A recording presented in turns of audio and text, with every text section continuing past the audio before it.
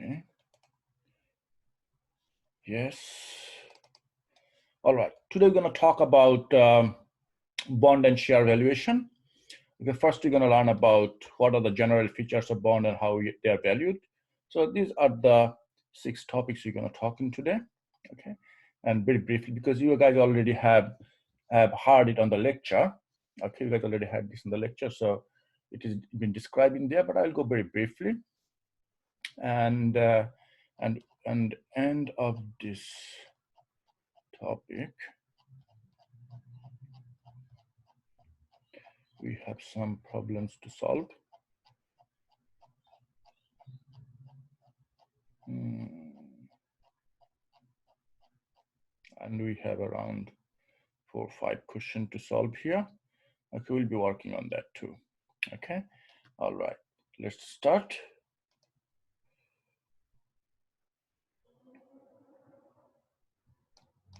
Okay.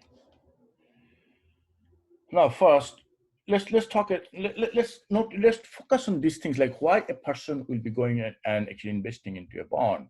Before we go ahead with that, let's talk about what is a bond. Okay. Now, this in here, Dr. Girija has actually mentioned it very clearly. Said bonds are issued by large corporations and government to raise large amount of money. Normally, what the bonds are actually, which says the bonds are issued by large corporations, big companies. They issued bond. We call that corporate bond. Okay.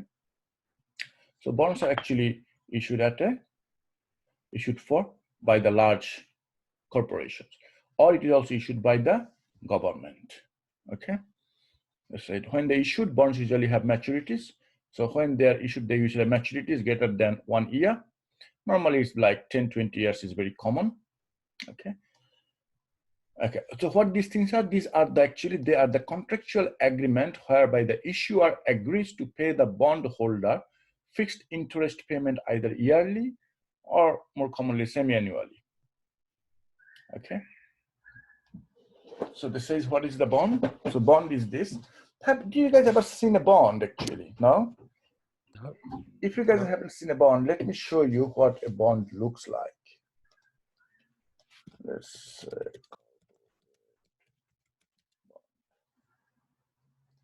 go in images.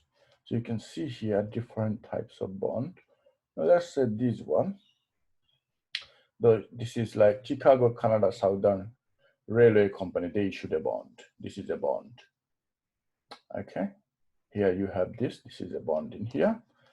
And a lot of the Union Camp Corporation. They have another bond. So here you can see different companies has the bonds in here. So it's like a paper. It's a sample, corporate bonds. And yeah, so the bond looks like sort of like this. Like it's like a paper, like United States Steel Corporation. There's another one in here. So this looks like these things. Now let's move on to here. And what happens is this: when a corporation or the government, they need money, government uses bond for money supply as well, controlling the money supply. They uses the bond, and how they use these things is like that. Let's say they increase the bond rate. When the bond rate goes high, people actually keep their money into the bank or the government, and government gives them the bond. So people do not have much of their money in their hand. So since they do not have much money in their hand, money supply actually shrinking, contracting money supply. That's what the government used that trick. They're controlling the bond rate. Using the bond rate, they actually control the money supply. They do these things.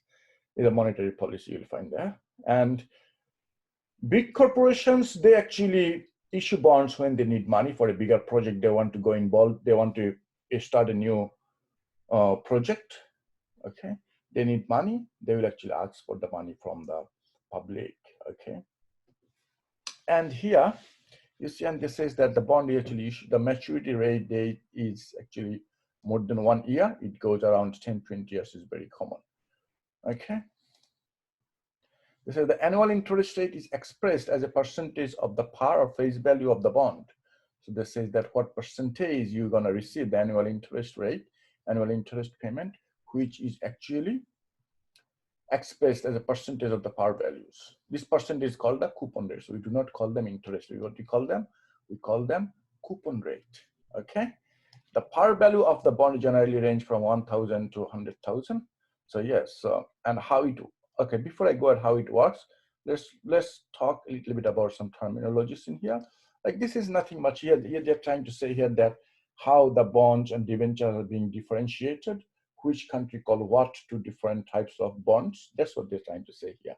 They say here in Australia, the convention has been to call long-term loans to government bodies as bond, while secured loans to companies have been called as debentures. Okay, so when it is secured loans, we call them debentures. Okay, long-term loans to government is called bond in Australia, and unsecured loans to companies have been called unsecured loans. And what happened now recently, they said in recent times, there has been a tendency to adopt the US convention of also calling secured loans to companies as bond. Okay, so in USA, what they do, like secured loans to the company is also known as bond. In Australia, we are trying to adopt that as well.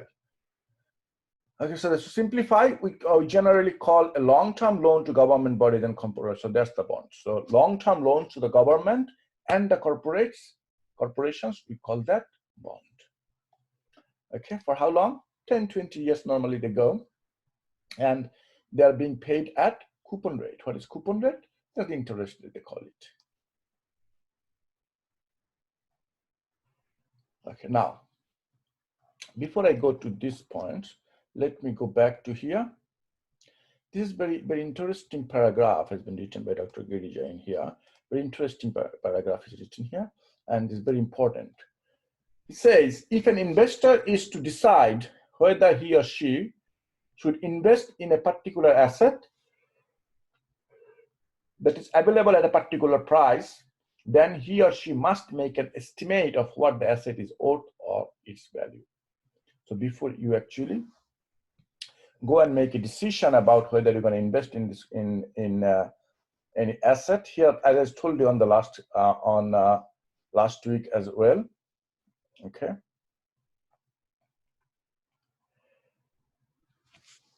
Like that you will not invest unless you receive some interest. Like every human is responsive to the incentives. So yes, you will not be interested to invest unless you receive your own benefits.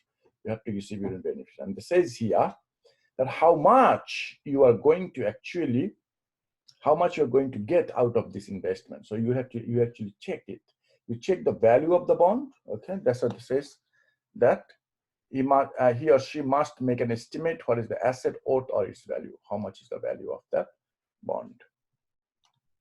If the estimated value is higher than the market price, then clearly a decision will be made to invest in the asset and vice versa. So this says here. Now another thing you'll find confusing. Okay, well, what is market price the meaning in here actually? Okay, so two things. One is value of the bond and the market price of the bond. Okay, so how much is the value it has to you? How do you actually calculate the value? You calculate values. Normally, they actually calculate the value as a present values. You'll find it very soon. You'll see that we'll be talking about that. So market value and the value of the bond is different. How it works, we'll see it very soon, how it's working and how do we mean. Asset valuation is fundamental activity in investor. Valuation is also important for the financial manager of a firm. All decisions made by a firm should be analyzed and in terms of their effect in the firm's share price. That's financial. Okay, now let's move on. Yeah. What is the bond value? Okay. The bond's value is the present value of the payments the issuer is contractually obligated to make from the present until maturity. It means that what is the bond value? Is the value of the present value of the payments the issuer is contractually obligated to pay you. You bought the bond, you gave them the money. So in return, they're gonna give you something. What they're giving you? They're making a contractual agreement with you that every year or half yearly they're gonna pay you is the amount of money. Okay, that the present value of all those monies they're gonna pay you from today to till the maturity. Maturity is when? 10, 20 years time. Okay, so you bought a bond, like give an example in here, look at this. And okay, suppose a company issues a bond with a face value of $1,000 and the coupon rate is 8.6 per annum. Coupon rate means that's the interest they're gonna get. So 8.6% per annum per year, $1,000, it will be $86 that they will be receiving every year. How much would you be willing to pay for this bond? The answer, okay, we're coming to that point later on. So this says here, 8.6% is the coupon rate. So it means that the company is going to pay you how much? $86 every yearly. Okay, so that $86, present value of this $86 of every year, and how long it is, they didn't mention here how long the bond is for. Okay, let's say 10 years bond. So 10 years, they're gonna pay you this money. Okay, so present value of all this money you're gonna receive in the future. That's the value. So the future payments, namely the coupons and the principal, the face value are discounted by the rate required by the investors or bond buyers. This rate is also called as yield to maturity. We'll discuss more about yield to maturity more. We'll discuss more about yield to maturity soon. Next topic is our yield to maturity. We'll be discussing that soon. Okay, now, future payments, namely the coupons, that $86 you're gonna receive, that's your coupon. Okay, the future payments, namely the coupons, and the principal, the amount you actually invested, $1,000. Okay, that's the, so how is being actually dealt with? Well, let's put it this way. I'm gonna actually draw it in here.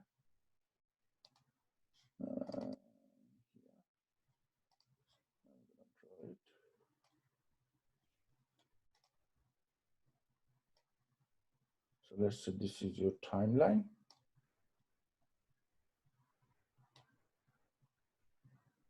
Okay, so here is today. So this is here on today. And here is, let's say, this here is after 10 years. So this is 2020. So let's say 2030. Okay. In meanwhile, every year they're making payments.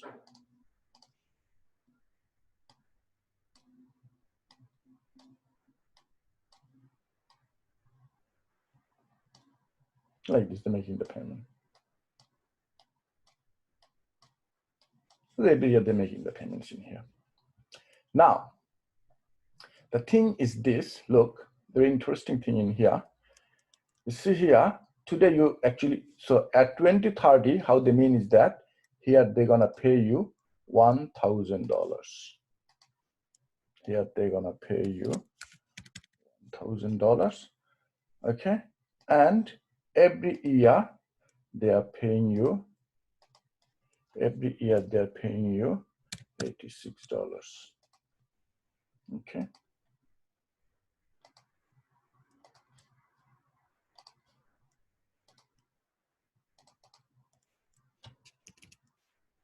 Yeah, $86. They're gonna pay you every year.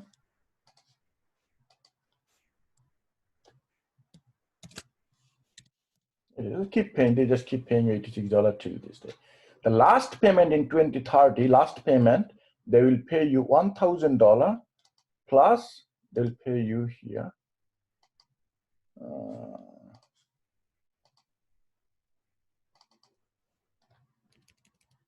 They're going to pay you $86 plus $1,000, the last payment. So how much you paying on today here? Okay, so today you'll be paying actually less. Okay, today you'll be paying actually less, discounted. That's what they said here, discounted. So if you go back in here, it says here, future payments, namely the coupon and the principal, the face value, are discounted by the rate required by the investor. What the rate required? The how much required rate of your investment. It will discounted by, discounted means it will be reduced by that amount. Okay, now let's go. So now the answer is then you should pay no more than 1,040 for this bond. Okay, how do you know this 1,040.26? How did you calculate this one?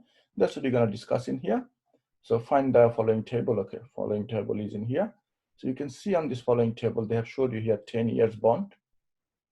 Okay, 10 years are in here.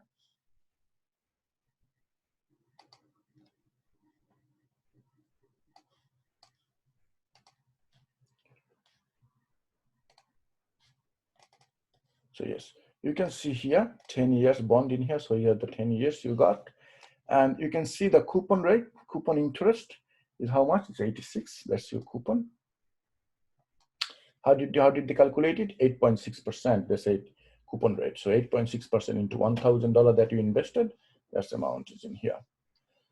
And your principal amount is $1,000. After 10 years, they're gonna give you back. So now every year you're receiving $86. So now if I go back to my, if I go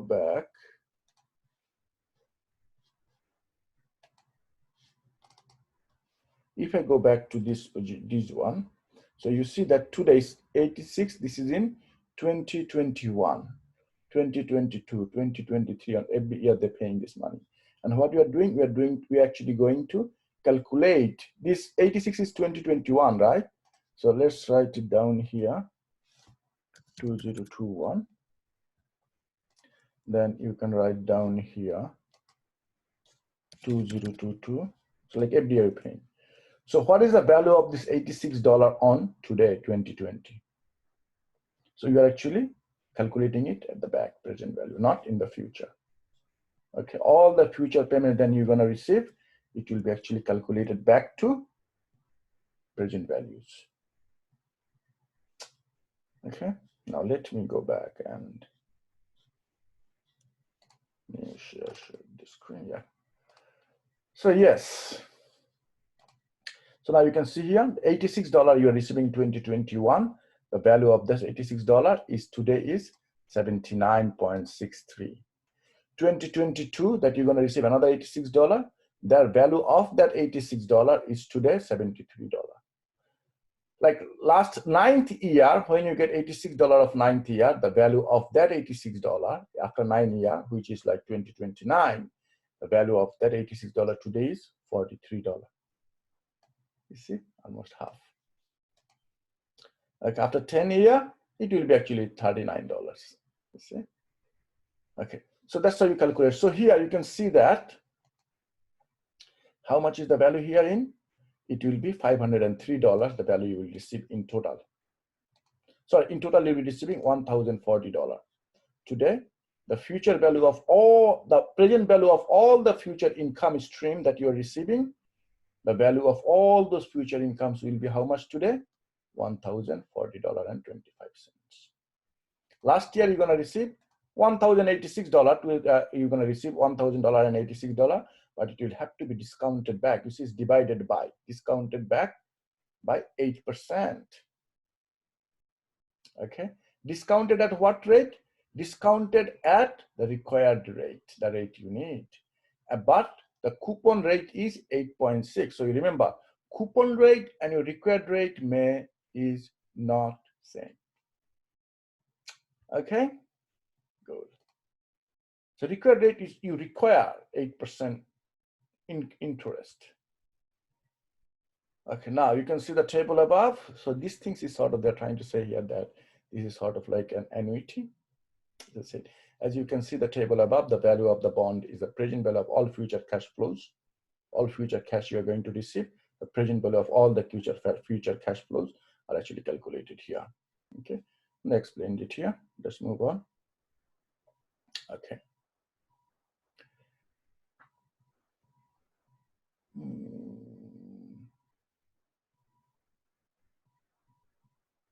Okay, now they're given an example in here.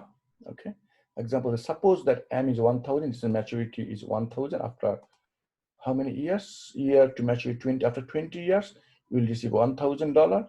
coupon rate is 8%, interest paid annually, years to maturity is N20, required rate is 8% too. So you see, it is same. It's okay.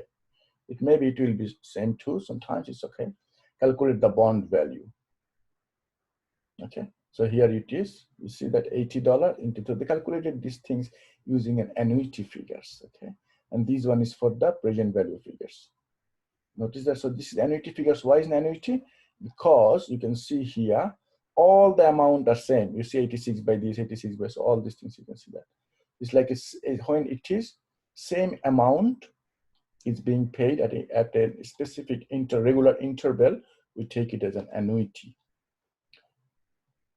Okay, so so this much they used as an annuity equation, but the last part when they're receiving, like I showed you in my drawings, I showed you in the whiteboard in here, last payment is 86 plus 1,000. You see that? 86 plus 1,000. So all this 86 will be using as an annuity, but this 1,000 will be using them to calculate them as a present values.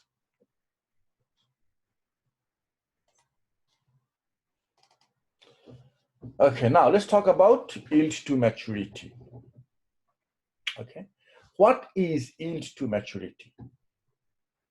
Okay, so yield to maturity, they says here that yield to maturity of a bond is the interest rate that the bond would earn if it are held to maturity. If you hold the bond for if you hold the bond for the total maturity time, it means 20 years time, then what happens?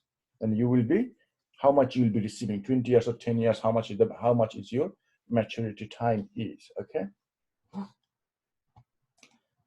So this says that if the interest is paid annually, the bond is selling at a known price B0. The yield to maturity is found by solving the bond. Okay, so how do you find the yield to maturity?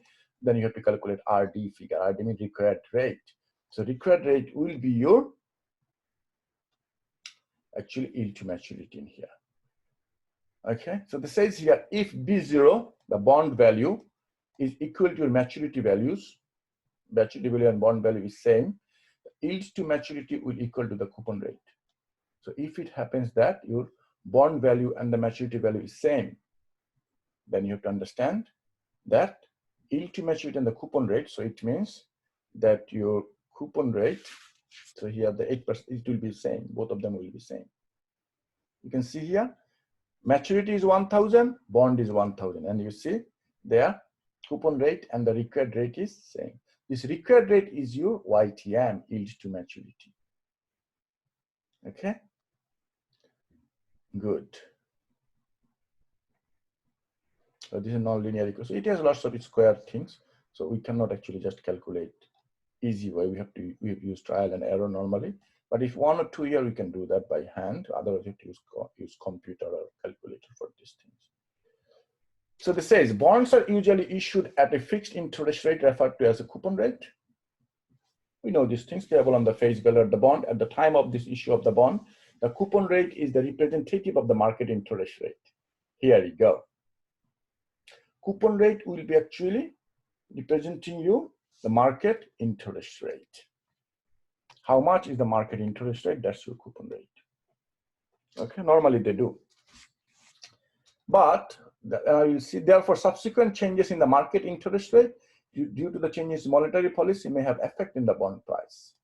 You see, because of the monetary policies, you might have some changes in the bond price.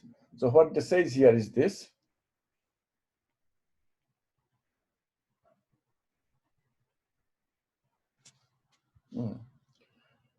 So they said that to determine the value of a bond at a particular point of time, we need to know the market interest rate for bond with similar features. Interest rate on a bond is the interest rate on a bond, like what you are actually required interest rate, that is your YTM. Okay. So this says here, it's very interesting, these three situations they gave in here. Okay. If YTM, yield to maturity required rate, is greater than the coupon rate, yield to maturity rate is greater than the coupon rate, then bond value will be also less than the money value, maturity values. Okay. So this says that if yield to maturity is greater than the coupon rate, so you are expecting like your required one is actually, let's say 9%, but the coupon rate is, let's say 8%. Okay, then what happens? Then this says that then the maturity value after 10 years, the value you will receive, that will be actually less than the bond value. Okay, so what they have to do at this situation? Bond is said to be selling at discount of M minus B, so they'll be selling at a discount price. We'll solve some problems on these things too. It will be much more clear to you guys. The bond will provide lower return, implies becoming unattractive. Therefore, the price of the bond will fall below this face value. So now, since your interest rate is less, nobody wants to buy your, the coupon rate is less.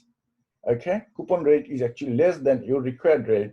So nobody actually wants to buy these things. Okay, nobody actually wants to buy your bond. So what you have to do that time? Then they said you have to offer the bond at a lower price. So how do you mean by this? How do you mean by this? They mean that the price of the bond will fall below the face value. They will actually be selling, like let's say they will say, no, you don't have to pay me $1,000 today, you pay me $900. But they're making $100, they're taking you less. Why they're doing this less? Because they have to adjust the market price, because the coupon rate is 8%, but the market rate or the required rate is 9% in the market price. So they are actually, their bond is actually giving less money. So how they're compensating this? At the beginning, they're taking less price. They're not taking $1,000 from you. They're taking only how much? $900 from you. But after 10 years or 20 years, they're gonna pay you $1,000. So they take $900 from you and they keep paying you interest at 8%. Okay, but the market rate is actually 9%. Make sense? So you are taking 1% less every year. Why? Because you paid at the beginning less money. And end of the 10, 20 years, how much they're giving you? They're giving you $1,000, not $900. Here is the opposite way. Is coupon rate is higher than the yield, market rate, or your required rate, then bond value will be higher. So that time they will say, okay, our coupon rate is 8%, but the market is actually 7%. Market rate is 7%. So what to do? That time you pay more. That time they will say, okay, you pay me $1,080 then. But end of that maturity, you will get $1,000 only. That's how they make the adjustment. If both of them are same, then nothing to do, it will remain the same. Okay, here you can see, very simple, the value of the bond. So this is the annuity. Okay, the annuity formulas plus their present value formulas they gave. Okay, so they added up these two. Like here also they did the same thing in here as well. You see here, the same thing in here. Okay. So it says, note, if RD increases, RD means your required rate increases. So this whole terms will decrease, and also this term will decrease. Therefore, beta zero will be decreasing. So this says here that if RD is increasing, RD increases, this whole term, all of them will be actually decreasing, because you're dividing it by it. Okay, that's why. See, you're dividing it with some power as well. And okay. Okay, movements in bond yields are given in terms of basis points of hundreds of percentage point. 25 basis points. Nothing much in here. Okay.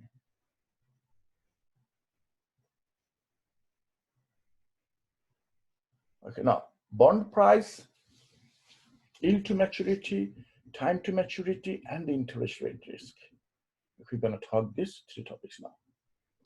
I said if yield to maturity is not equal to coupon rate and yield to maturity remain constant up to maturity, the price, the market value of the bond will steadily approach the par value as time to maturity is reduced. So you are actually reducing the time to maturity. Let's move on actually. Okay, this is very interesting one. Okay, they say, for example, for a bond with $1,000, that's the bond values. Okay, the bond $1,000 per value, and 8% coupon rate. So your coupon rate is 8%. Okay, and we have the following graph. So you see here, years to measure from here, starting from here. This here is today. So you have to go 20 years. You have to go to reach the maturity level. Okay. So this says here for YTM, this is actually 6%. You see, this says here the bond price. They say this is the bond price is showing in here. Two types of bond they are showing in here: YTM 0.06 and YTM 1.10%. This is 10%, and this is actually 6%. So you can see from the graph, one is actually being reduced, one is actually being increasing. Okay. So what does it mean? It means that if your market rate, okay, market rate is higher than your coupon rate, what they're trying to say, like here in this case, market rate is this one, so they're paying less. It means that the market rate is higher than the coupon rate. That time what happens? The value of your YTM will be actually increasing. Okay. If the market rate is actually less than the coupon rate, then what happens? Your yield to maturity will be actually decreasing. Okay. So what is interest rate? Interest rate might change sometimes. When the interest rate changes, we call the interest rate risk. The interest rate risk refers to the possibility of losses due to the changes in general level of interest rate. So since you have interest rate is volatile, the changes sometimes. So when the changes, because of the interest rate, you're losing some money. That is interest rate risk. Okay. There are two things in here. One is that the price risk, the price will drop. Another one, reinvestment rate risk. Two things will be actually impacted in here. One is called the price risk associated with a fall in bond values due to the rising YTM. Since the YTM is rising, YTM is increasing, yield to maturity rate is increasing. What happens? The value of the bond will be falling. Okay. The investor is associated with the possibility that since this is the value of your bond is decreasing, you're losing money. Simple. Reinvestment rate risk associated with the possibility that cash flows from the bond without the receipt of the par value at maturity cannot be reinvested to earn a return equal to the earn on the bond. So now when you're actually receiving some money, okay, so you would actually can reinvest this money. Okay. And it will earning as same as the initial rate. It will be earning actually less. So that's the problem. Reinvestment rate risk and also price risk. Two risks are involved in here. Okay. So they're given in here and examples in here. So you can see three situations they have given you here. YTM 0.6, whereas the coupon rate is 8%. Here the bond YTM is equal to 8% equal to coupon rate 2. So in the first example we have in here, okay, you can see here that 6%, 8%, and 10%. Okay, so it shows you here at 8% interest rate, 20 years maturity, and here they're showing you here this one is 10% maturity. So this line is for the 10% maturity, this line is for the 20% maturity. So you see, this says here bond price $1,000, 8% is your yield to maturity. This is not the coupon rate, is yield to maturity rate, and graphically they're showing you here in 1 year maturity. They're showing you here that how you can see here this line is very stiff, this line is very flat. See, when it is very stiff line, then what happens? Even your interest rate decrease a little bit, interest rate changes a little bit, having impact on the bond price. Okay, it will have an greater impact on the bond price. More percentage will be impacted. Okay.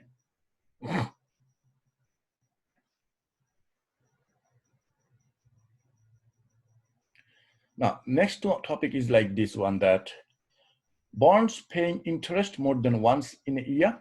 If it happens, that it's a very simple one. It's the same equation we are actually working on, same equation, but here, like same, remember the time we told about when you m times per year, your interest is being paid, m times per year, what do you do?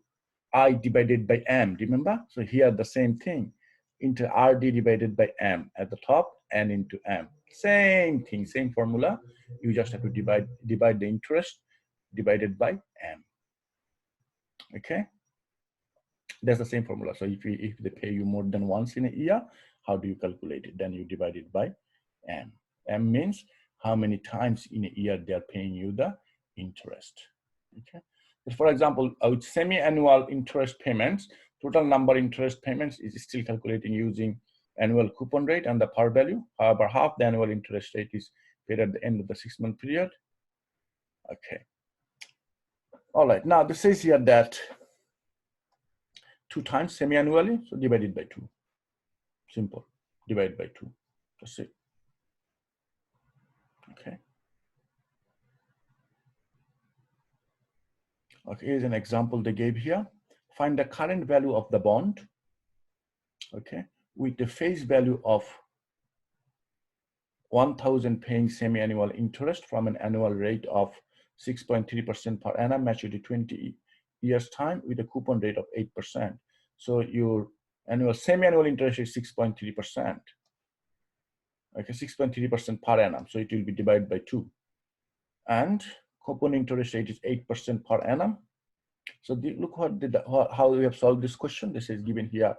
Maturity value is 1,000. So they'll be receiving $1,000 end of 20 years. N is 20, M is 2 pays, M equal to 2 paid interest semi-annually. Fine. Coupon rate is 8%. And required rate is 6.3%. Here you can see 6.3% is your required rate or YTM. Okay, so how much interest they're going to pay? The coupon interest rate is 8%, so 8 into 1,000, they're gonna pay $80 as an interest. Okay, $80, they'll be paying interest per year. Since they are being paid half yearly, so it will be actually 80 divided by 2. You see the interest rate, I interest, it will be 80 divided by 2, they divided by 2, it becomes $40. Why? Because they're being paid 6 monthly, semi-annually. Okay, and you can see here, required rate is 6.3%, which also divided by 2. You see all of them, divided by 2. Okay, you can see the bond value is 1119. So what does it mean? It means that if your annual, your YTM is less than your coupon rate, then you are actually paying more. Okay, at the beginning. So bond value is actually 1119. So this much is bond value. So if you pay $1,000, that's good. You should buy it. Okay. So the bond sells at a premium. Premium means at extra price. Okay, if they give you $1,000, that's fine, but they will ask you 1,191.80. That's what they will ask. Why? Because coupon rate is higher. Coupon rate is higher than the required rate. Okay, so the company is paying you more. Company is paying you 8%, but the market rate is 6.3%. So since they're paying you higher 8%, what you're gonna do? You have to pay them at the beginning more money. If company is paying you less than the market price, market rate, then what happens? Then you will pay less. But in this case, coupon rate is actually more than the required rate. So I'm sorry. So you will be actually paying more at a premium. Yes. Here's another example, similar example. I think this one is less, isn't it? Market will suddenly decrease 6.5%. So if they says that if the yield to maturity is 6.5% and the market value is 5.5%, so it's actually They're showing it here less.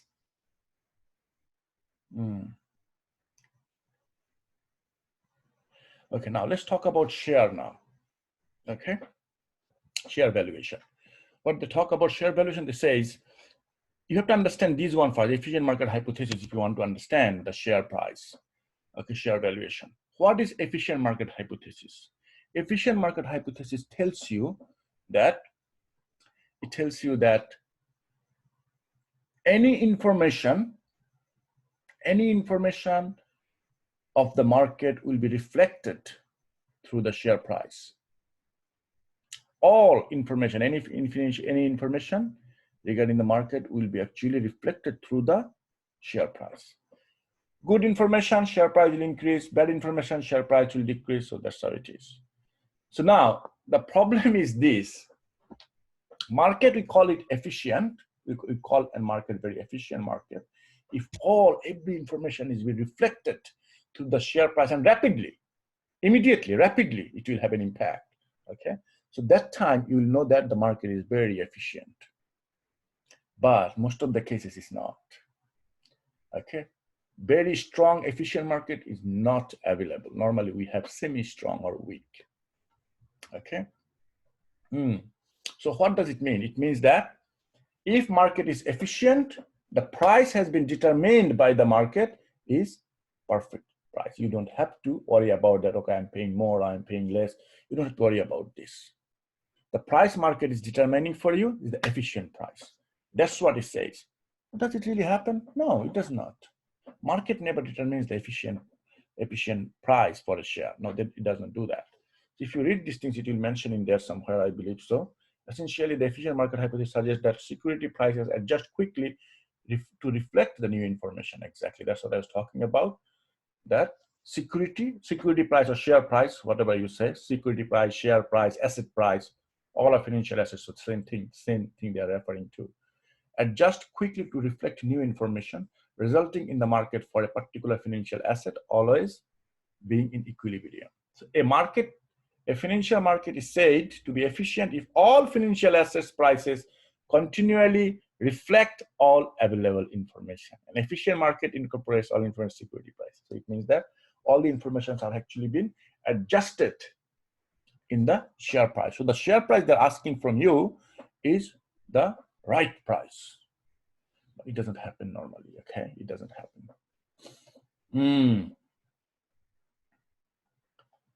So they will tell you here. Where is this? Yeah, three form. Weak form, semi-strong form, and strong form. Three different form of market we have. Weak form security prices reflect all information found in the past prices and volumes, not the latest information. Semi-security prices reflect all public available information, and strong security prices reflect all public and privately available information. Now, how do they mean by publicly, privately available information? Well, it's very simple. Publicly available information is annual report about a company, the financial information you have. It's publicly available. Every company, they are listed, their annual report must have to be accessible by anybody, publicly available. But there are some information privately available. How? Well, look at if you think about information asymmetry that we talked last week, information asymmetry is like some people will have more information than you and me. Who those people could be? Well, let's think about a person from the management. He definitely has more information than you and me. Let's say you bought a share of Uller's Group or Coles. You bought a share price. So the people who is working in Uller's and Coles, they have more information than you do. You bought the share, that's true. I mean, the share you have purchased, you purchased the share at a market price. Now, you are thinking, is the price right or wrong? Did I pay the right price or is it on the wrong price? Sometimes very bad share also have a good price too. It happens, yeah. So they says here, weak form of market means they check the past data. How doing the past data? Like I showed you already in Apple computers in other day on my class. Like let's say Apple share price. So this is the share price in the past, 259. The price is reduced. Yeah. Okay, so the share price is, oh, they have dropping the share price. Okay. Anyway, so you can see this. Let's go to historical data. So you'll see there, these are the share price, historical data. Come on. So these are the share price you can see on everyday share price. You can see this is the share price. So how much is the closing rate? Open. So this is the price that opened in the day. Highest of the day was $263 was the share price for the highest price they sold. Lowest was $249 was the lowest price, and closing price was $262. That was the closing price. Okay, when adjusted close to, yeah. So now you see that this closing price, you can see this past data. So from the past price, we can understand how much the price will be. That's very weak form. But as soon as you add publicly available information, that is semi-strong. Strong one, public and private, both information is being reflected through the share price. That's called a strong market.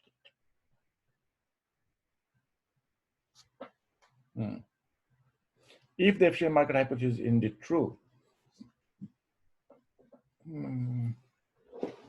okay, so if this is true, then what happens? The best estimate of the value of a share, the best estimate of the value of a share to the marginal investor are at a given point of time will normally be its market price. And that is the right price, you will always think, but no, it does not happen like that. The return earned on a particular asset or a given period of time, how do we calculate it? Like we did in the first class, we talked about it, the expected return. C, what is C? C is the income and the changes into prices. Remember that we actually did it before. So the share price, if you go back in here as well, like let's say yesterday's price was 241, today's price is 262. So you see there is again, who purchased a share, Apple share on April 3rd, okay, $241 he paid to buy this share, but on April 6th, that person can sell the same share at 262. They can do that, okay? They're selling that share at 262. So there is a profit involved in here, right? On top of this, if it was, let's say 1 year, let's say go for yearly data. Frequency daily, no, let's go for, okay, they have monthly data, that's fine. So let's go for the maximum, apply. So this is monthly data, for example. February, December, yeah, that's fine, okay. So you see here this monthly data. So April 7, 22, let's go to April 19. So here is April 19. So here is April 19. Someone bought the share at $109, let's say $200. Someone bought the share. And he wants to sell it after 1 year today. How much? He's selling at 260. How much he paid? 200. So $60 he's getting from the price hike, price increase. On top of it, that person also received 77, 77, 77, 77.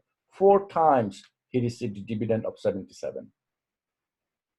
Okay, that needs to be added too. Okay, so it will be 3.08. Okay, so that's what they did. So C is 0.784 times plus price and 19. Sorry, price in today and price in 2019. That's how you calculate the expected return. Okay, so I think they have already changed these things. So here's an example they gave you. Calculate the expected annual dividend. If a stock currently selling for $50 per share, that has a 16% expected return and 10% expected capital appreciation. So capital will be increasing by 10%. Okay, so this is here 16 minus 10. Expected return equal expected dividend yield plus expected capital appreciation, 2 things. So you are actually getting dividend and also your price increases. 2 items needs to be added here. Okay, so that's what they calculated. Okay, so C divided by P minus T. So this much will be one part, and this part will be another part, 2 items. Okay. Yeah, so this says here 16% expected return and 10% expected capital appreciation. So this says here expected dividend yield plus 10%. These two together is your 16%. Okay, so expected dividend yield will be how much? 16 minus 10, 6%. Okay, 16 minus 10, okay, equal to this figure, capital. How much is dividend payment? You calculate dividend payment. Okay. Okay, let me actually solve this one so you guys can understand it better. Okay, so I will copy this part. Yes.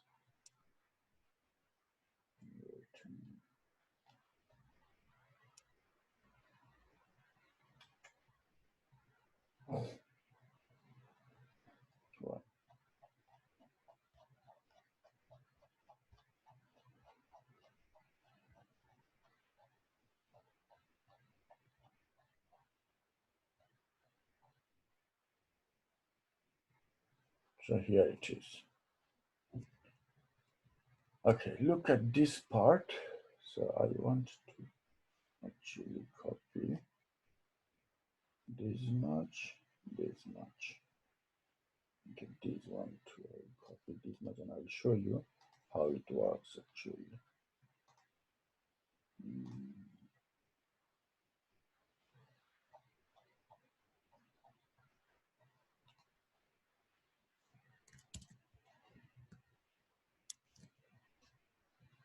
Let's go in here. Okay. So why I actually wanted to show you this part, there is a very important reason why I bring it here. This one, okay. Look at this. This part is actually, I will say, I'll put it down in here.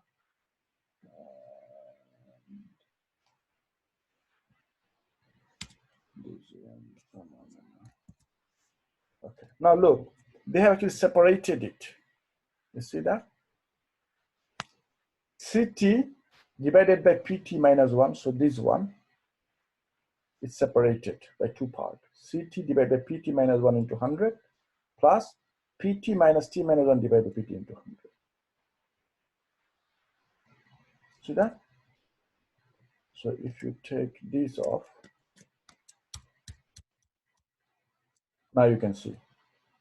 And this whole thing is one bracket, for example, let's say.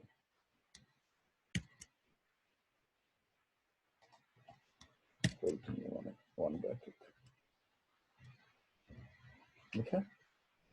So you see now, CT, P minus T plus 2 parts. So this part multiplied by 100 got dividend yield. And the other part, this one, is known as capital appreciation index. So we can find CT minus this part is expected dividend yield. So this much is my expected dividend yield, which is how much? 6% dividend yield. If your 16% is, if 16% is your gain and 10% is actually your capital appreciation, that is 6%. So you see that 16% the expected dividend yield, okay, plus 10% is your capital expenditure, expected capital appreciation. So this one is 10%, so expected dividend yield will be 6%, simple. So CT, so now this one, so this is actually 6%. From here, you have to calculate the price for CT. You know the price for PT minus 1 last year was how much? $50. They give it there on the examples. Okay, now let's go back.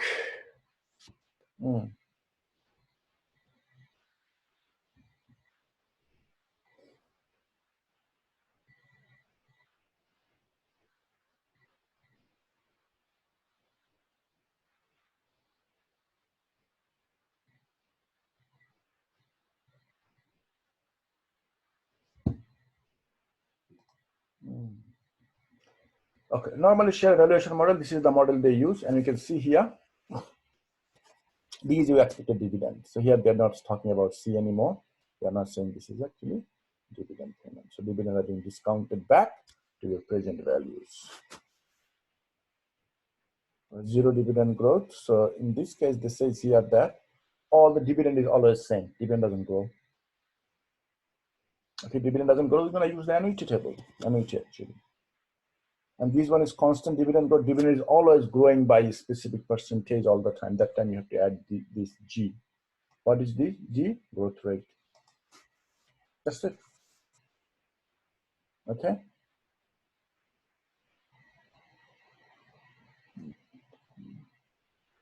And variable dividend. So that time you have to find out what is the rate for specific year. We cannot use this annuity here because there is no specific figure is mentioned here. It varies. Okay, I want to actually go now and solve these problems, to be honest. Let's solve these 5 problems in here. Okay, let's solve these 5 problems and it would be nice. Okay. So mostly in this chapter, you guys have to understand the formula, why they're using which formula and what is the reason, when they're using annuity, when they're not. Like the simple thing is like, they will be using annuity when you have the same payment every year, annuity. If different year has different payment option, then it will, you cannot use annuity anymore. Okay. All right, let's go here. These 4 questions we have in here. Consider the following table that provides information on the standard deviation of returns and the beta of 2 shares A and B. The beta corresponds to the B in the security market line of the character. Anyway, now here they say share A standard deviation is 20%, beta is 0.6, share B is 10%, beta is 1.3.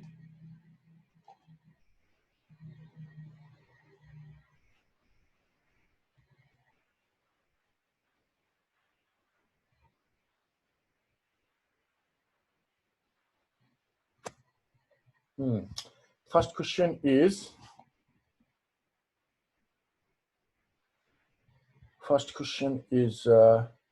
which share A or B poses the greater total risk with respect to its return? Anybody want to answer this question for me, please? Yeah.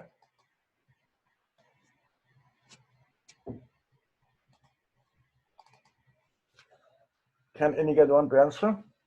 Which one do you think is the more volatile here, greater risk? Share A, the educational deviation is 20%, right? And here is 10%.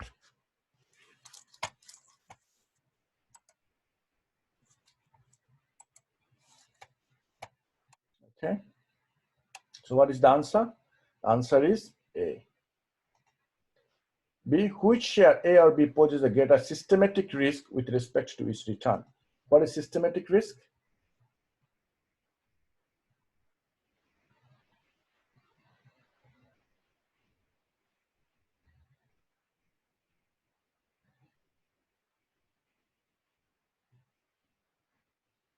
What is systematic risk?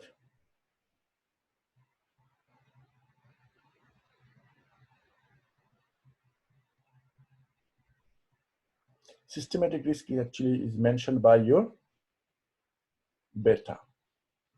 Which one has a higher systematic risk? Greater systematic risk? 1.3, you can see here, beta. So beta is your systematic risk. Which one is greater? 1.3 is greater risk. So share B is in greater risk for systematic. Okay. Yes. Then which share A or B poses the greater non-systematic diversifiable risk with respect to its return? Yes.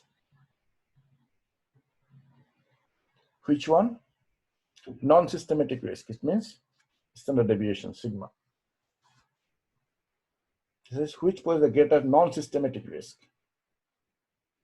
Of course, share A, 20%, non-systematic risk. Okay. And then, which share A or B would have a higher risk premium? Risk premium.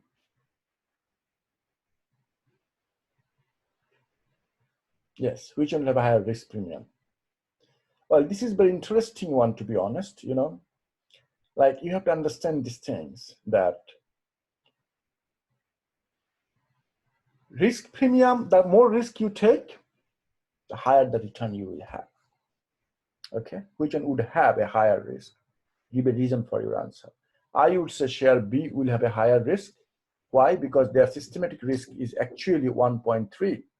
If the systematic risk is 1.3, it means that the risk is too high. So if the risk is too high, the premium should be high too. Okay.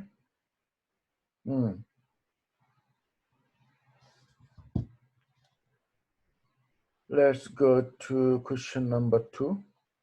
Why do financial managers have some difficulty applying CAPM in financial decision making? Generally, what benefit does the CAPM provide to them?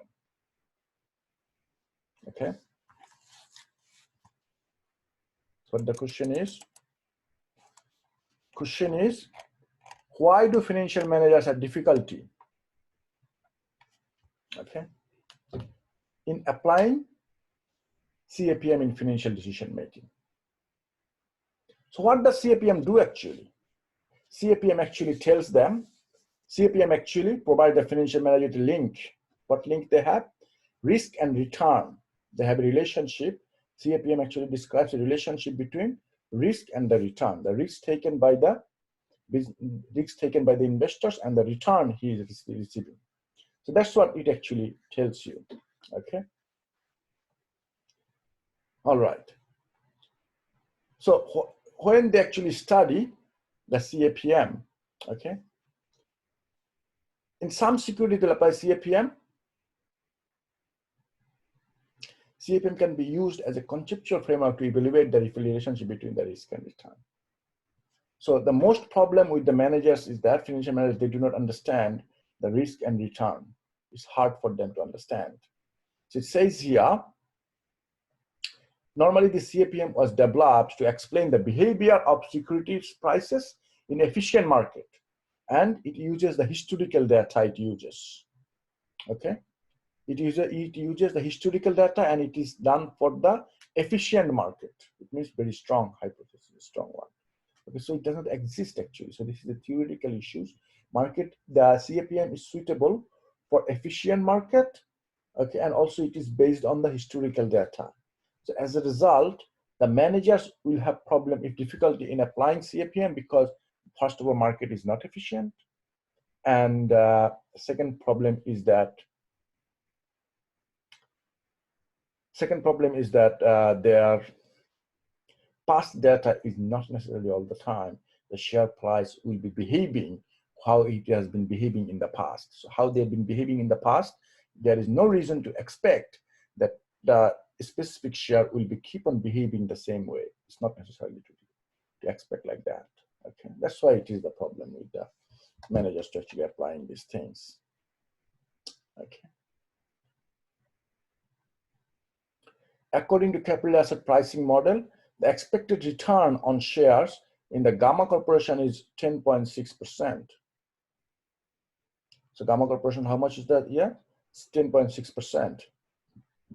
The beta value associated with the shares is 1.1, and the risk-free rate is 4%.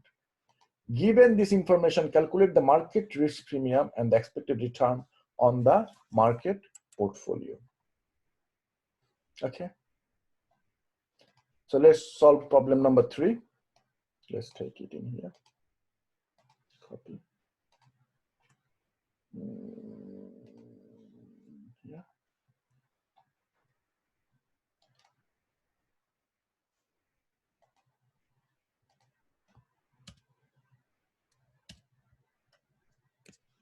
So this is my question in here. So now I'm going to actually apply the formula.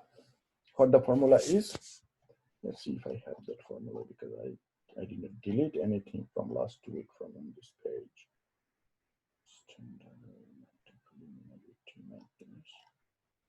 Oh no, I don't have it in here. I'm sorry.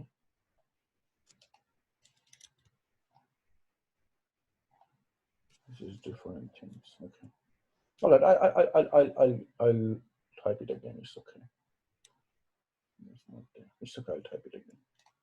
So here, insert. Actually, I have the solution. It may take from there. 4, 3. So let's take it in here. Okay, actually, let's take this off.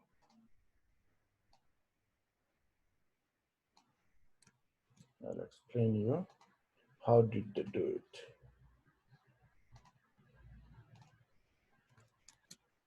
All right. So this is our formula in here. Okay. In this formula, what we have, look, you have to understand, don't try to copy the answer, please. Try to understand the answers, how they're answering. According to the capital asset pricing model, okay, how much is my RJ? So you have to understand these things. Here, RJ is equal to 10.6%. So it will be equal to 0.106, 10.6%. Okay. Then how much is my risk-free return? RF. My risk-free return here is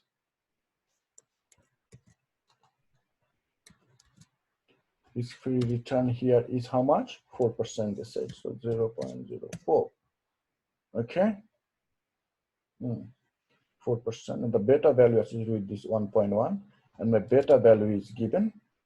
How much is my beta?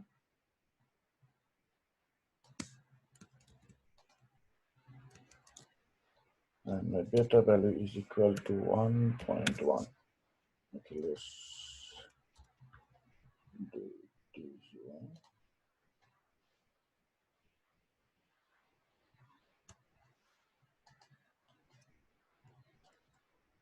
This is actually beta.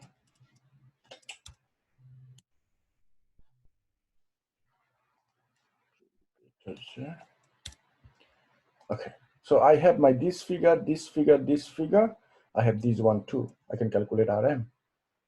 Very easy. Okay, so if I use all this data in here,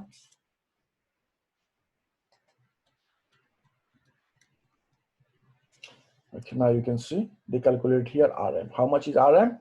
RM is this. What is RM? 6%. Look, 10.6, 4%. Beta value, RM, and this figure. This figure again. Your RM is 6%. Now, what I wanted to show you here is that RM is your market portfolio return. Okay, to calculate the market risk premium, you have to do RM minus RF.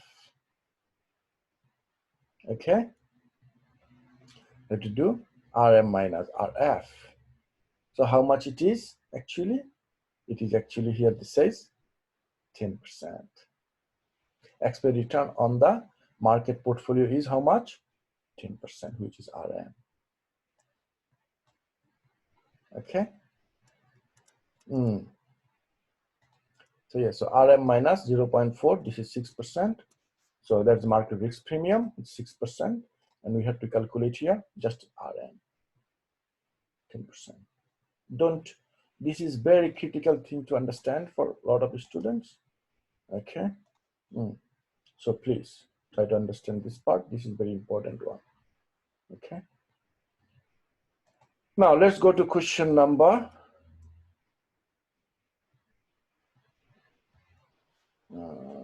this one, 4. Okay. What does 4 says? Suppose a share in CFM Incorporated is expected to be worth $50 in 3 years' time. So 3 years' time, it's going to be $50. Okay, after 3 years. The expected return on the market portfolio, okay, is 8% per annum.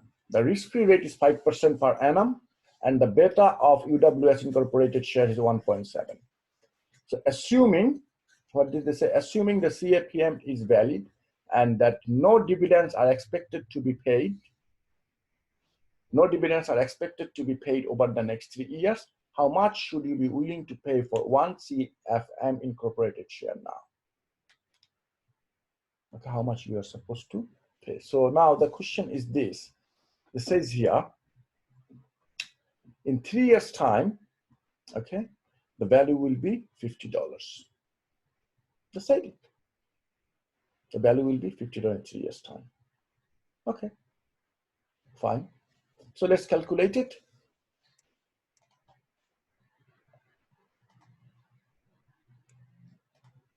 I'll take this formula again. That's my basic formula. I don't want to say this is, yeah, I will say this is my beta. Okay, so I'll take it here now. I'll take the same thing. So this much is fine. This much is fine with me. For question number 4. Okay. So what is my question actually at 4?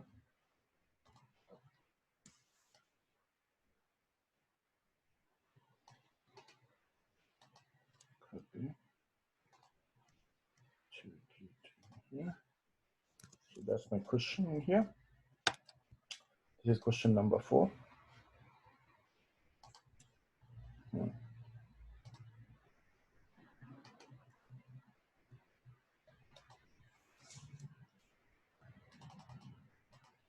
This is my question number 4 in here.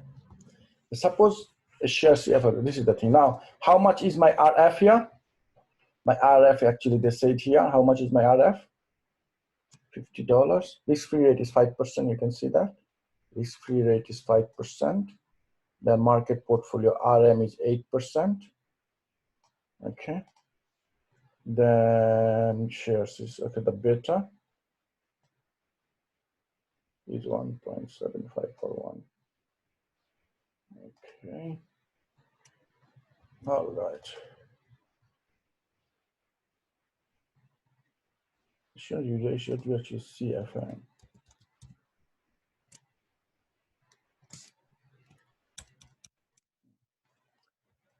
Okay, so I have this information. So my risk-free rate is 5%. So this should be actually my 0.05. Oh, no, sorry. RJ, we don't know about RJ. We don't know about RJ yet. Risk-free rate is my 5%.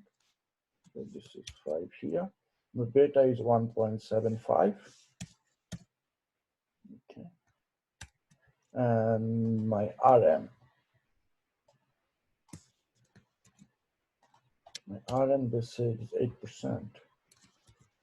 RM is equal to 0.088%. So that's the information I have in here.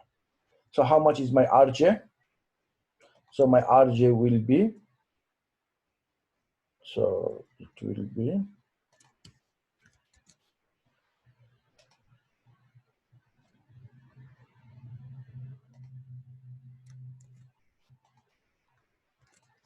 so my RJ will be equal to RF, which is my 0.05 plus beta. My beta is 1.75, first bracket, then RM minus RF. I mean, RM is 0.08 minus my RF is again 0.05. Okay. So this thing should give me an answer of how much? 3 into 1.75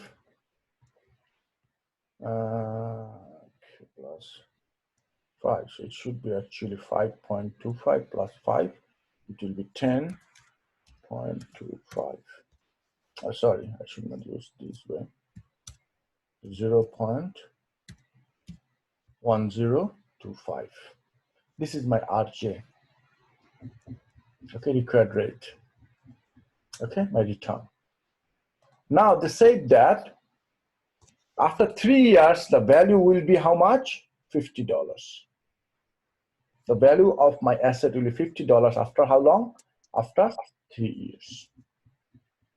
Okay, so if this is the case, after 3 years, my value will be $50, then we can say future value is equal to $50, okay, and your return rate, interest rate is equal to, for example, let's say 10.25%.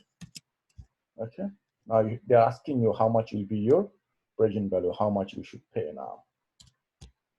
Okay,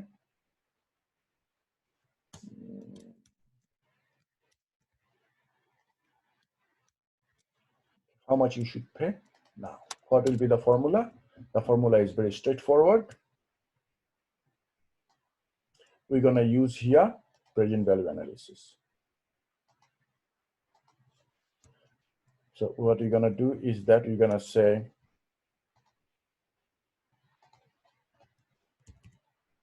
present value on today, which is 0, will be equal to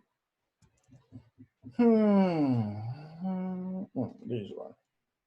And today is will be equal to future value divided by what?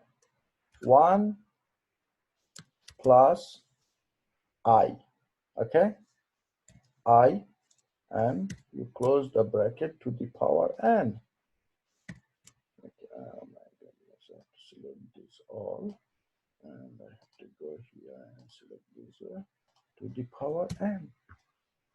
Okay, so you can say that it will be equal to. So how much is my? So you can say this way.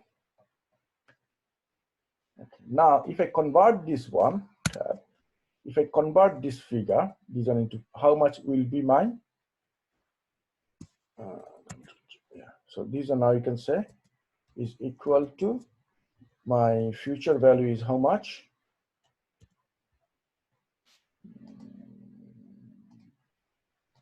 There we go. Future value is my $50. 1 plus I, so 1 plus 0.1025, that's my I. Okay, 1, this, so let's choose this thing, this one to the power, after how many years? 3 years. Equal to, what will be the answer? P0. So yes.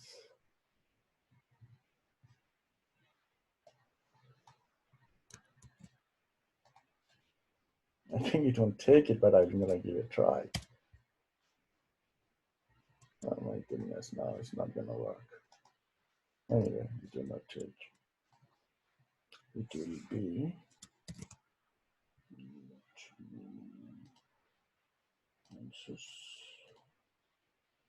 37.31. Should be 37.31. So if you pay 37.31 today and buy the share at 10.25%, what is your required rate of interest, and you will get 50, it will give you $50 at the end of 3 years. So today, if you pay 37.31, after 3 years, you receive $50. Okay, and what is the rate in here? 10.25. That's what they wanted. Okay, so you have to understand the question very carefully. Okay, read the question first and understand it. Okay, this is next 3 years. That's your end. Okay, that's it. Now let's move to our last question, number 5.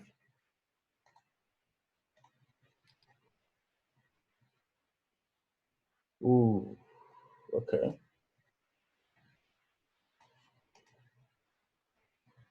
We're gonna do this question now.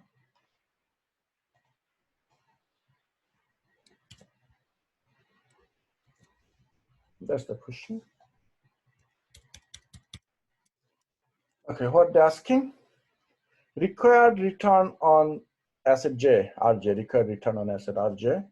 Market return is this, risk-free rate is this. Okay, that's the story you have in here. So what you have to do, you will have to actually calculate the beta for asset J.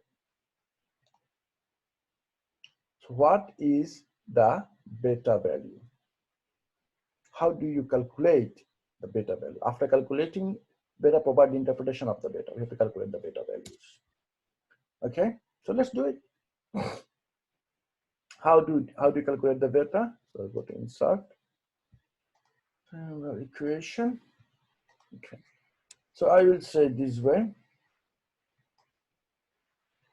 Let's do the beta. Okay, beta for asset J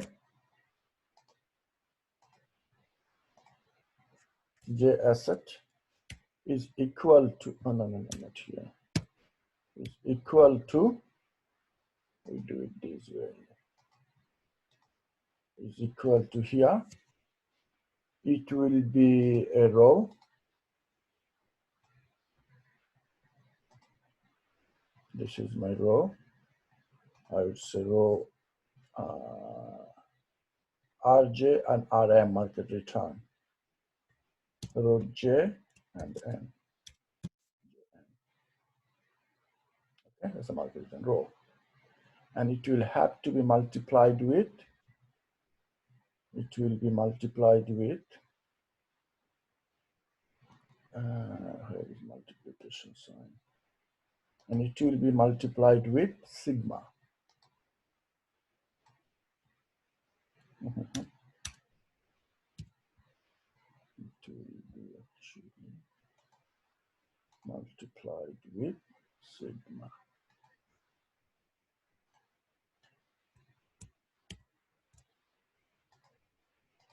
Multiplied with sigma J divided by sigma N. That's the formula. Okay, this is the formula we have. All right. And remember one thing, these things are all actually my estimated data. Okay, so let me actually make it estimated. So the accent, these are my estimated data. Okay, so I have to put them as estimation.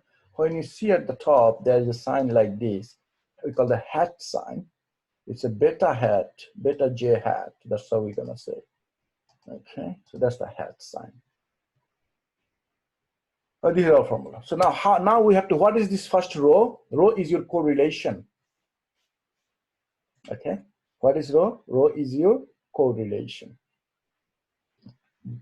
And you have to calculate this row. Okay, and sigma is your standard deviation. Okay, now I'll show you guys in here how we can do that. So now, first of all, we have to understand the formula for row. What is the formula for row? Okay, so let's go this way. Copy. Row is equal to, what is the formula? Go for equation this way. So this is actually a summation of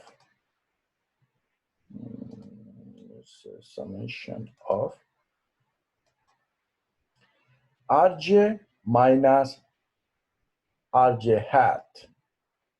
Remember? So we will say here this one is your RJ minus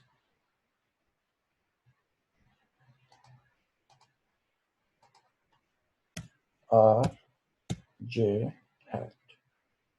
Okay, and we have to bracket close. Here, we have to be a bracket close too. And here, this RJ will actually be your X bar. So it will be an accent that we have. That's the accent I want to put. Okay. With this one, you have to multiply. Okay, you have to multiply. The same way, it's not RJ, it will be just RM. So it is not RJ. This is actually RM. That's it. And at the bottom, it is square root, square root of summation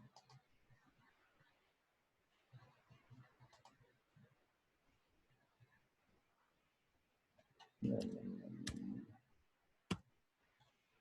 should be within this summation of what? Summation of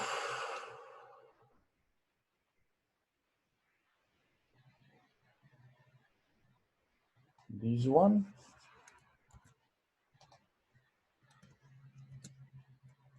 okay, and this one will have a square. This one will have a square. Okay. With this, you have to again these things to be exactly the same thing. Rj will become just Rm.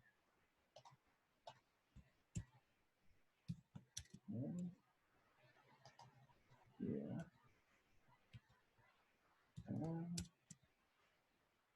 Okay. This is the formula for you. If you guys, yeah. So that's the formula we have for correlation. Okay, that's the formula for correlation. Okay. So now the question is, we have to calculate, we have to find out Rj minus R, these figures we have to find out. How can we do that? Let's do it. Let's copy these things. These two, we'll copy these two. And let's go to Excel.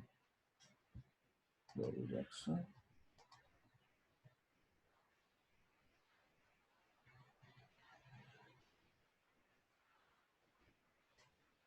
Right.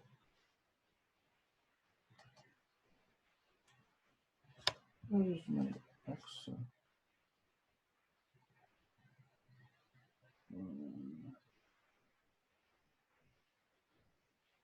Excel, here it is. Oh, okay. Why is it coming online? Yeah. So here we go.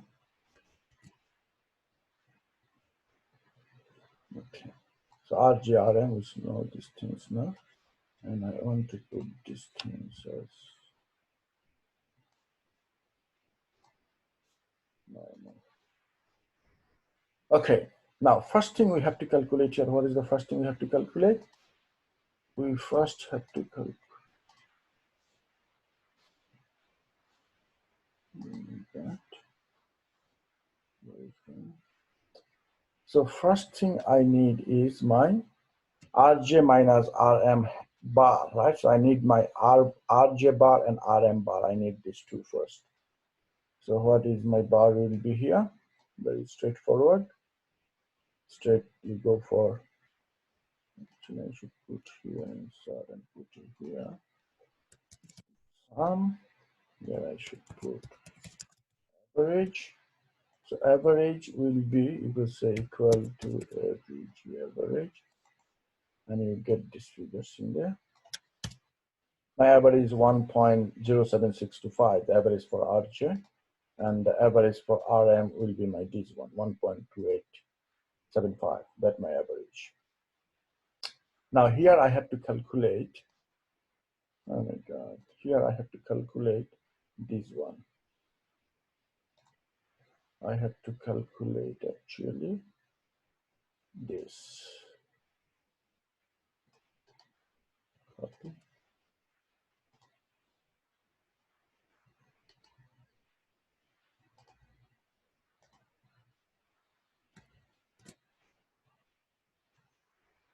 Okay.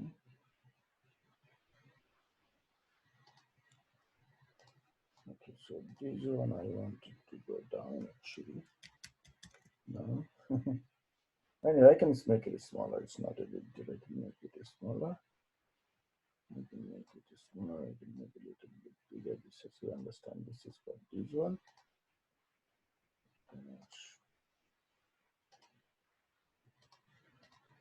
Okay, now, yes, that's it. Yeah, perfect.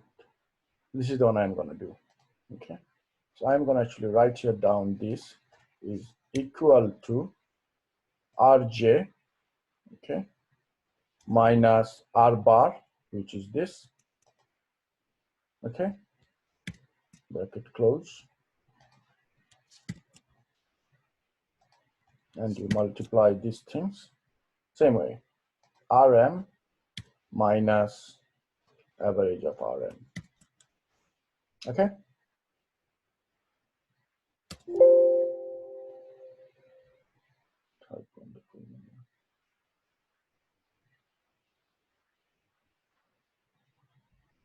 Okay, I have to put one multiplication sign, yes. So this actually here you have to put a multiplication sign. So this one. It will keep going till here. Oh my God.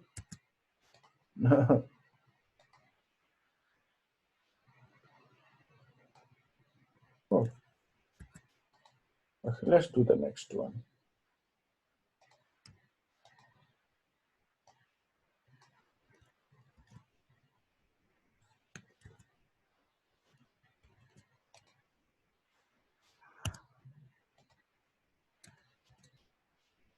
In this case, not RB2 should be actually before. This is actually C4. No, no, C4. Yes. Now it should be working too now. Yes, but this one will not be working because it's actually they're taking it as the next one. But no, I want to keep it as the same as 12. And this one same, not 14, it should be 12. And it should be 12. Yet the same, not 15, 12. And this is not 15, 12. Enter. Not 16, it should be 12. It should be 12, 12. 12.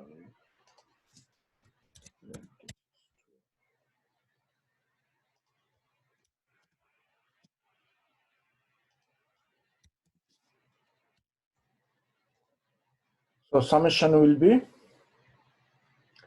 so let's go back here. Auto sum of these all, and so that's what auto sum. Okay.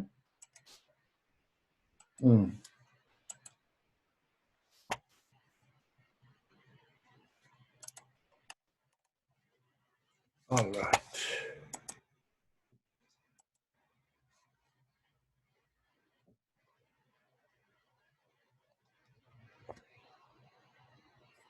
Why is this minus? Okay.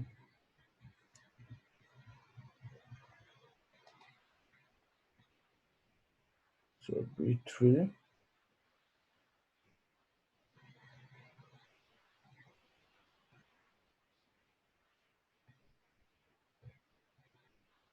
Okay. It should be fine, yeah.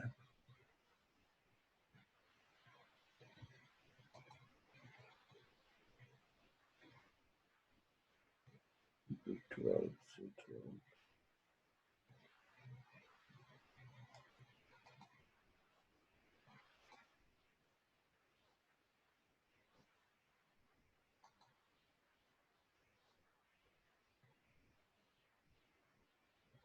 Okay, now the next one will be our another part of the formula. So you have to do these things on your folders, like, okay, let's go to the next part. Another part is square things we have to bring up. Okay, you have to bring up a square thing, RG minus R square. We're gonna do that. So actually we are going to take this whole square thing, copy.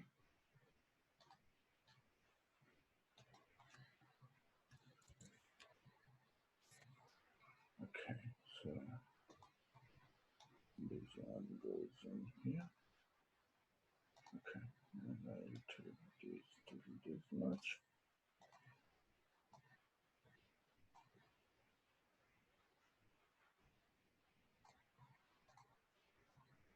Okay, so Rj minus this. So we're gonna go to the same thing in here. Okay, so this one will be equal to Rj minus the average, but we want to see this is a square in Excel format. So this one in here, that into Rj minus into whole square. Yeah. So this should be enter. Okay.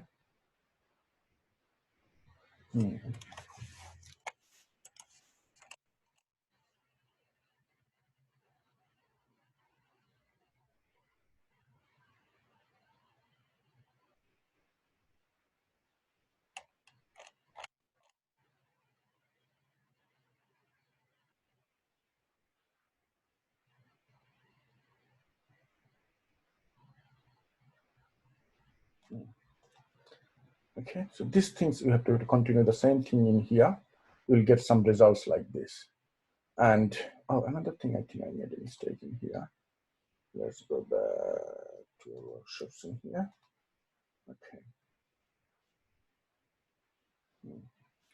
Another thing you have to do here is this. Look, you have to create two more columns in here. Insert column to the right. So another column to the right. Actually, I should do it on my, yeah. So you have to make two more columns in here.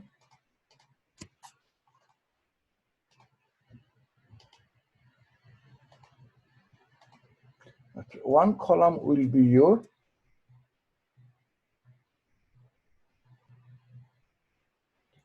here. One column will be your RJ minus RF.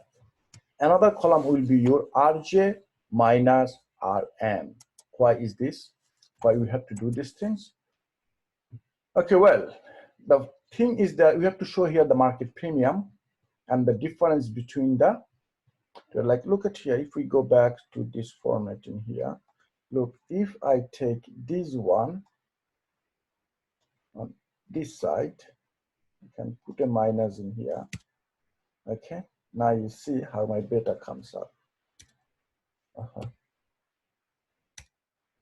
Okay, and you see my beta, then my beta will be whole. This is right, I can do that too. And you can see here, I can say that beta bj will be equal to, what is gonna be? Is gonna be this one divided by this one. That's why I need Rj minus Rf and Rf minus Rf. I need these two things. So beta minus equal to Rj minus Rf, right? Okay, now let's do these things. And equation.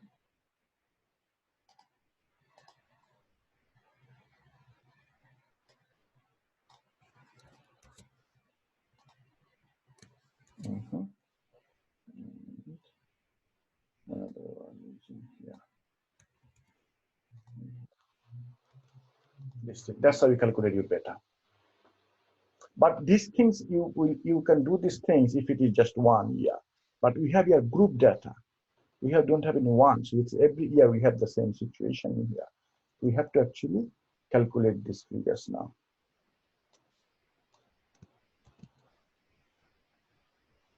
So one of my value will be this. Another of my value will be this one. This one. Okay, you have to calculate all these values from here. Okay, so RF minus this thing. I think I have it. I'm not going to waste my time on this one. I just only got 10 more minutes to go. I'll show you in here the answers. How did they calculate it? 4 and 5. So here it is. So they calculated these things. Okay.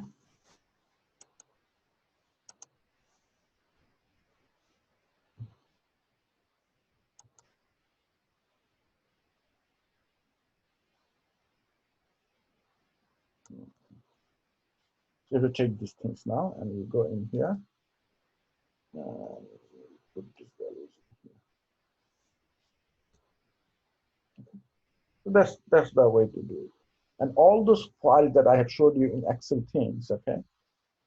Those things also you can actually do it in. I did in Excel because it's easy for calculation, but I think you will have to actually do these things on side by side like this. Like in Excel file, you see this thing that I bring in here. Then I take the summation of this, the summation of this, the summation of that. That's how I will calculate. But on this solution, it has already been mentioned here. So you apply those formulas that I gave you, answers in here.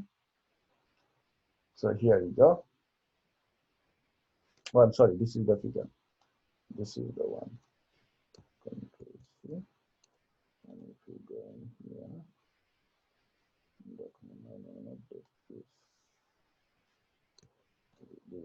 this is the figures you have, okay? And then you have to calculate your Excel sheets in here. This is not the thing. These things you have to calculate. Okay.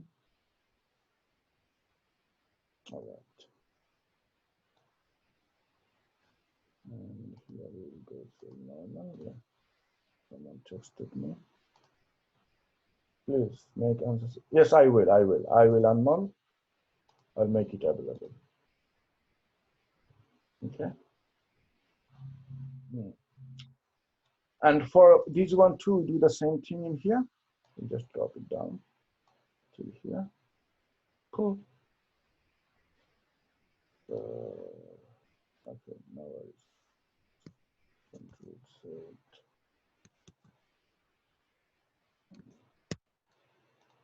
So this one will be the same thing.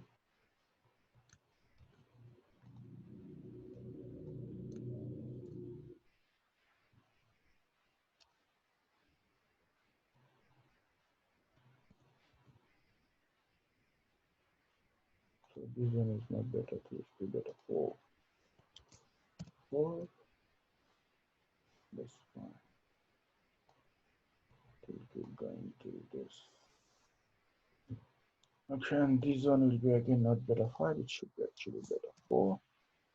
And this one is actually again better 4. It's not 7, 4. It's not 8, 4. 4.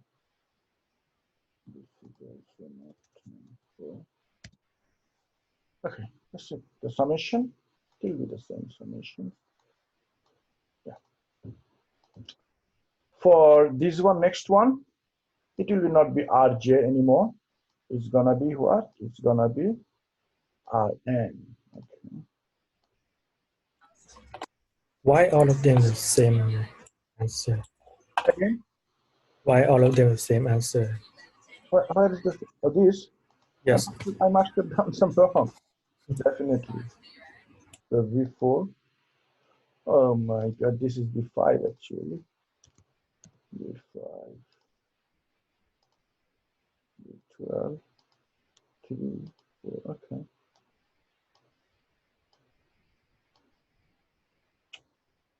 I just wanted to avoid that.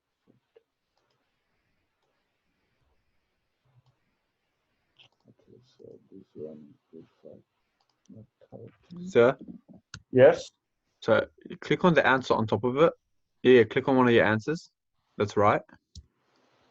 Click on my answers. Yeah. And then if you click the little green box, I think that's This one. Yeah, double click that. Yeah, it does. It does take it. The problem is like since I said here 12, you see this is my cell 12. So it takes the next line, it will take the next one. It becomes 0. And that's why the data is different here. Oh, okay. All right. That's right. I understand that's what I actually did. Thank you though.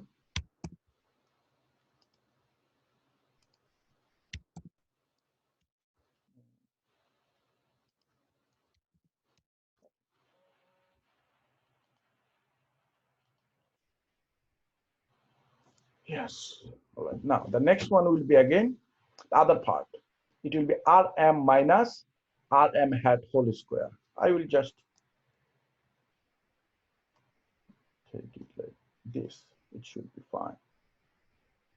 Okay, yeah, it will be the same thing in here. So this one is fine. Here, this value is actually, this one is, oh my God, where did this come from? Yeah, okay. So it will be actually Rm minus Rm hat. Again, the square thing will come up in here. Okay. All right, that's it. And what else we need? So we need this multiplied by this divided by this. So our correlation will be, straight in.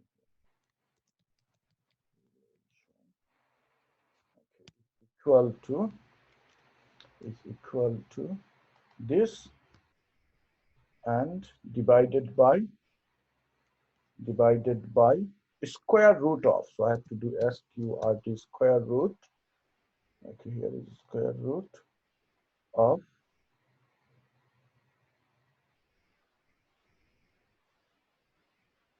this one. Let me see the formula again. Okay, the square root of this one into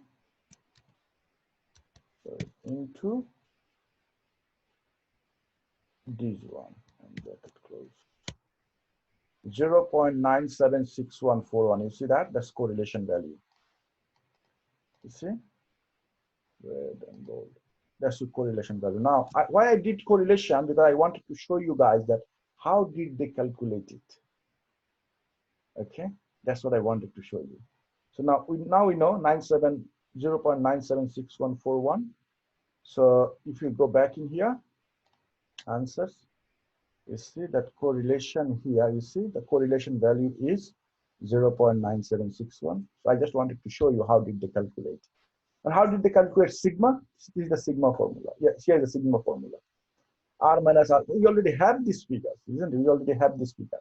Rj minus Rj whole square, if you divide it by n minus 1. That will give you standard deviation. Let's do it. STD standard deviation.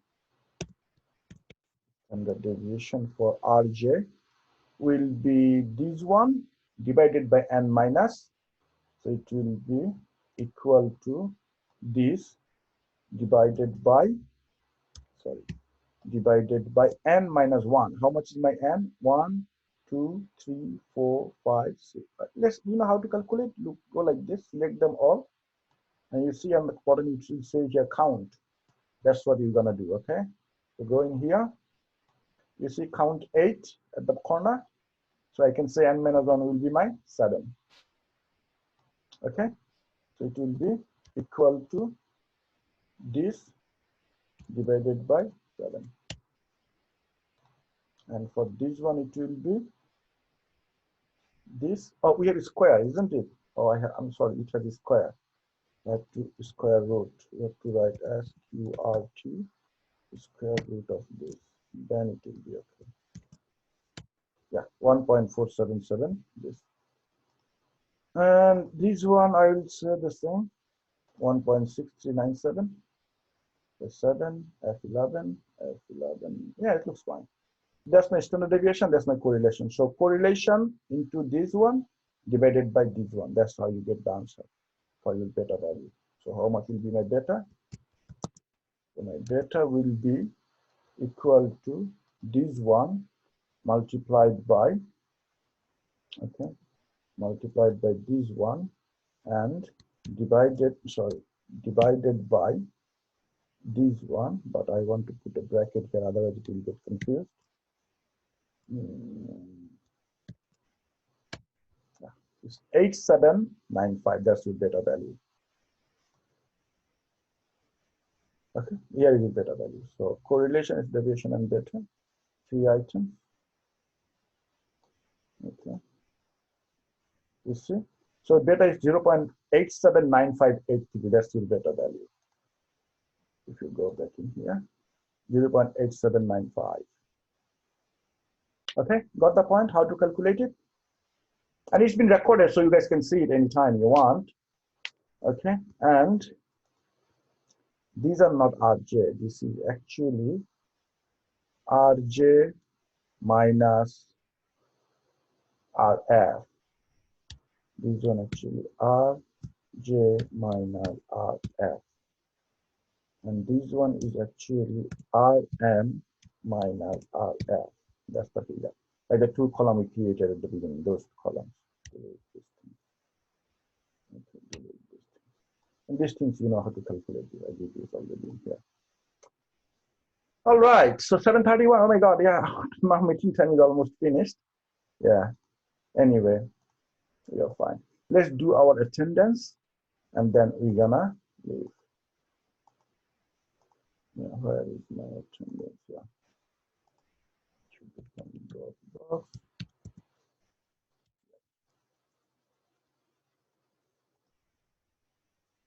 Wait, Putik, Putik, why you naming two classes actually, Putik? Do you know that? Give me a minute. I think this is my attendance sheet.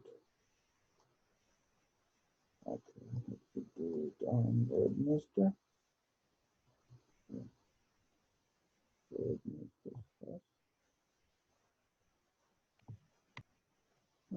Oh, okay. Today is it. Okay, Muhammad Ali, you there? Yes. Right, good. Muhammad is present. Then is Shara Javin, Yes, sir. Janting Chen. Janting Chen, no. This is Anutsun, Yes, sir. Michael. Michael there? No. Faris Hassan. Yep, think I'm so, here, sir. Faris. Yeah. Yes, sir. And Justin Hai. Justin, no. Zheng Yang Huang. No. Anmol Kaur, yes. Yasmin Lopez. Jasmine Lopez, no. Tarek Ubaid. Yeah. Yes, right, I saw your name there. Anamol Pradhan. Yeah. Yes, thank you very much, Anamol. Jianao Chin. Yes. Sullivan. Yep. I saw his name. You there, Sullivan? Yep. Oh, okay, good. Carla? Carla? No? Wai Fei Shu? I think I saw Yes. it. Yeah, I saw you. Bai Hu Jiang? Bai Hu Jiang? No?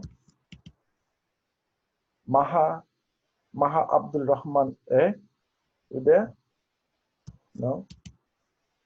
Putik, why you naming in two classes? Look, your name is in here on 29, Putik Panha. On Thursday as well, I show you name is on Thursday too, Putik Panha. You see, in 11. So which class you are working actually? Which class you are in actually?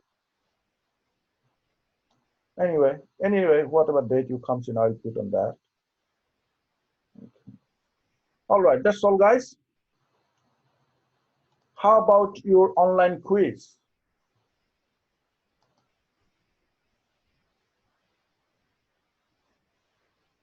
How about your online quiz? Which one? For next 2 weeks one. Did you do any of them? Yeah, I already did like the what's the Okay. name? No, I just wanted to know. Okay. I just wanted to know if everything is all right. Yeah. Sorry for now. I already did the week 5. Now I'm preparing for the week 7 one. Okay, good. That's good. That's what I'm looking at. If you guys see any problem or anything that you want to let me know about, yeah, that's good. No worries. Thank you very much for coming in today, guys. I will see you guys the next week. Okay. What about for Yes. week 6? It said like no tutorial, something like that. Next week?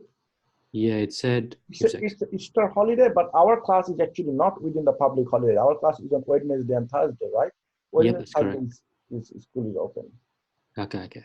No worries. So because it's closed till Monday, so like Monday got affected, and also the Friday got affected because Friday, Saturday, Sunday, Monday, these 4 days is our off. Yeah. So yes. Okay, so our class is still on, right? Yeah. So because my class is not on Monday, not on Friday either. Okay. So So what are we learning for that one? say again. What will be like learning? What's the content? Next week. Yeah. Let's go to there. Okay. Workshop 6. Let's see what's the content. Because he didn't say anything. I mean, like he didn't have any content for week 6. That's the thing. There will be. Okay, no worries. Learning module.